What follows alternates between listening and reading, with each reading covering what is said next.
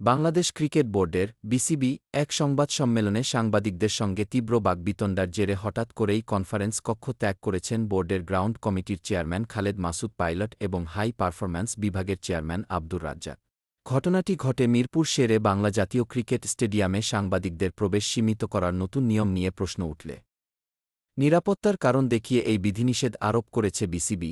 তবে সাংবাদিকরা জানতে চান, গণমাধ্যম কর্মীরা ঠিক কী ধরনের নিরাপত্তা হুমকি তৈরি করছেন। প্রশ্নের জবাবে বিরক্তি প্রকাশ করে পাইলট বলেন, আপনি এই প্রশ্নটি শুধু মতামত নেওয়ার জন্য করেছেন, তাই না? পরে তিনি জানান, প্রশ্ন করার ভঙ্গি তার ভালো লাগেনি এবং ব্যক্তিগতভাবে অসন্তুষ্ট হওয়ায় তিনি আর কথা বলবেন না। এরপর হতাশ মুখে রাজ্জাককে সঙ্গে নিয়ে তিনি প্রেস কনফারেন্স থেকে বেরিয়ে যান।